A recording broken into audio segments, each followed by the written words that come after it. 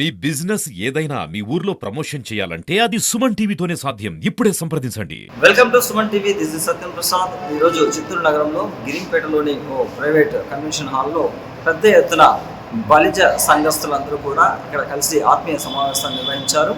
ఈ సంఘానికి అసలైన వ్యవస్థాపకులు రాష్ట్ర కాపు సేవా సమితి గౌరవ అధ్యక్షులు ఆకుల గజేంద్ర గారు అధ్యక్షత వహించి పెద్ద ఎత్తున ఈ కార్యక్రమాన్ని విజయవంతం చేశారు. ఈరోజు ఆయనతో కొన్ని విషయాలు చర్చిస్తాం. సార్ నమస్తే. సార్ ఈరోజు ఈ బలిజ సంఘం ఆత్మీయ సమావేశం పెట్టడానికి అసలైన ముఖ్య కారణం ఏంటి సార్? దీనికి ముఖ్యమైన కారణం ఏమిటంటే రాయలసీమలో 52 నియోజకవర్గాల్లో ఉండే బలిజలకి కొంచెం అన్యాయం జరుగుతుందని చెప్పి నా మనసాక్షి అనిపించింది. కావున నేను ఒక కాపు కులస్తుడిగా నా కాపు జాతికి కూడా న్యాయం చేయవలసిన బాధ్యత నాకుంది. కాబట్టి ఈరోజు రాయలసీమలో ఉండే 52 నియోజకవర్గాలకు నేను పిలుపు ఇవ్వడం జరిగింది. అదేవిధంగా నా పిలుపు మేరకు నా పైన ప్రేమతో, అభిమానంతో, గౌరవంతో, నమ్మకంతో నలుమూల నుంచి వచ్చి ఈరోజు ఈ సభను చాలా విజయవంతం చేసినారు.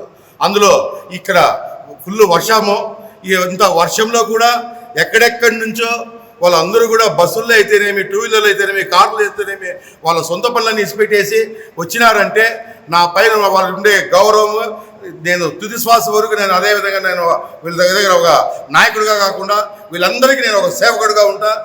ముఖ్య కారణం ఏమంటే రాయలసీమలో ఉండే 52 నియోజకవర్గాల బలిజోళ్ళకి ఎప్పుడు కానీ మన ఆంధ్రప్రదేశ్లో ఏ గవర్నమెంట్ వచ్చినా కాపు కార్పొరేషన్ చైర్మన్ అటువైపుపై కాపులకు ఇస్తున్నారు.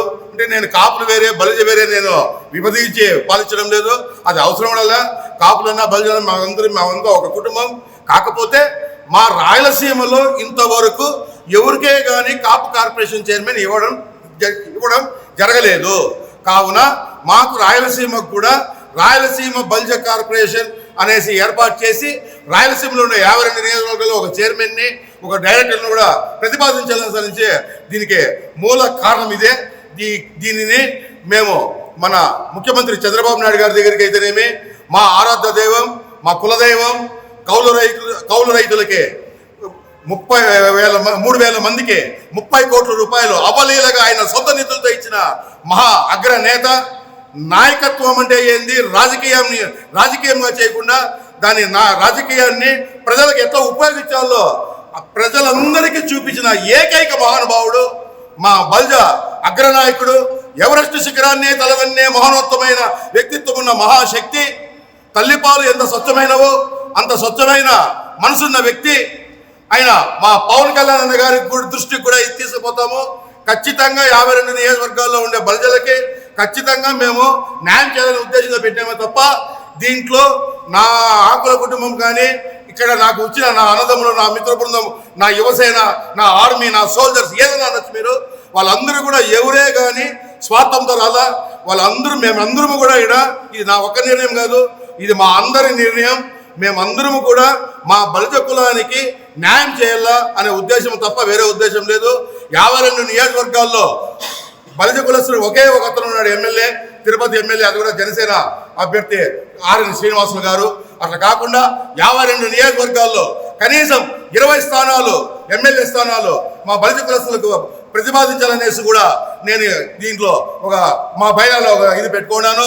కావున ఒక ఎమ్మెల్యే పదవులనే కాకుండా రాయలసీమలో 52 నియోజకవర్గాల్లో ఉండే బలిజ కులస్తుల ప్రతి ఒక్కరికి గ్రామీణ స్థాయి నుంచి రాష్ట్ర స్థాయి వరకు ప్రతి ఒక్కరికి వాళ్ళ ఏది ఉపయోగపడుతుందో వాళ్ళ అర్హతను బట్టి ఒక నామినేట్ పోస్టులు కూడా ప్రతిపాదించాలనేసి కూడా బలమైన కోరిక. అదేవిధంగా బలిజలకు ఉన్నత విద్య, విదేశీ విద్యలకు కూడా ఒక సబ్సిడీ రుణాలు ప్రతిపాదించాలా. పారిశ్రామికులు కూడా చాలా మంది ఉన్నారు.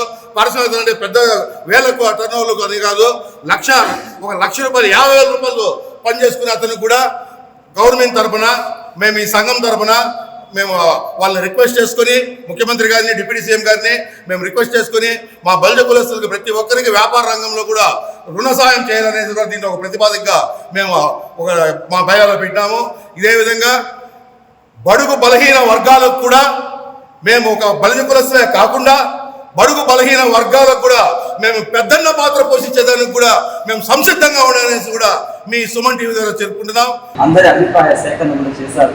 కానీ ఇప్పుడు నాకు గుర్తించింది ఏమంటే 2029లో బలిజ కులానికి ఆరాధ్య దైవమైన ప్రస్తుత డిప్యూటీ సీఎం పవన్ కళ్యాణ్ గారిని రాబోయే 2029లో సీఎం చేసే ఆలోచనతో అందరూ ఉన్నట్లు కూడా అనిపిస్తోంది. ఇది ఎంతవరకు నిజమంటారు?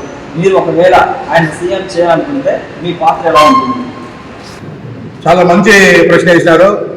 ఖచ్చితంగా బలిజలు ఇక్కడ రాష్ట్రంలో ఉండే బలిజలు కాదు, బయట రాష్ట్రాల్లో ఉండే బలిజ కులస్తులు, ఇతర దేశాల్లో ఉండే బలిజ కులస్తులు అందరి ధ్యేయం నెక్స్ట్ రాబోయే ఎన్నికల్లో మా ఆరాధ దైవం, మా కుల పెద్ద, మా కులానికే ఒక పేరు తెచ్చిన మహోన్నతమైన వ్యక్తి పవన్ కళ్యాణ్ గారిని ముఖ్యమంత్రి చేసుకోవాలనేసి ప్రతి ఒక్క బలిజ కులస్తులు కూడా మనస్ఫూర్తిగా వాళ్ళ గుండెల్లో నుంచి ఉందనేసి కూడా ఇది నేను మనస్ఫూర్తిగా నేను తెలియజేసుకుంటున్నా. ఇది తెలియజేసుకునేది కాదు, ఇది జగమెరిగిన సత్యం అనేసి కూడా వినిపించుకుంటున్నా. మీరు అడిగినారు పవన్ కళ్యాణ్ గారిని ముఖ్యమంత్రి చేసుకునేదానికి మీ పాత్ర ఎటువంటిది అన్నారు. ఖచ్చితంగా నేను ఈరోజు సౌత్ జోన్ 5 రాష్ట్రాల్లో కూడా నాకు ఒక పెద్ద సర్కిల్ ఉంది. ఆ సర్కిల్ అందరూ కూడా నన్ను ఒక నాయకుడిగా కాకుండా ఒక కుటుంబ సభ్యుడిగా అన్న అని, తమ్ముడు అని, మామ అని, మామర్ది అని, ఒక తండ్రి స్థానంతో, ఒక డాడీ స్థానంతో, ఒక బిడ్డ స్థానంతో, ఇట్లా రకరకాలుగా ఒక బలిజ కమ్యూనిటీ కాకుండా ఎస్సీ, ఎస్టీ, బీసీ, మైనార్టీ, అగ్రవర్ణాలు అన్ని కులాలతో కూడా నాకు అవినాభావ సంబంధము చాలా నిండుగా, చాలా మెరుగ్గా ఉంది.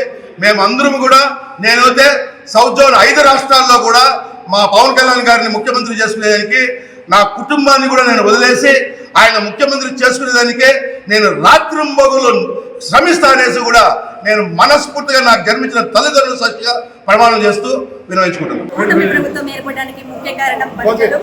రాష్ట్ర వ్యాప్తంగా బలిజలందరూ 98% ఓట్లు వేశారు కాబట్టి ఈరోజు కీలక పాత్ర పోషించి కూటమి ప్రభుత్వాన్ని ఏర్పాటు చేశారు.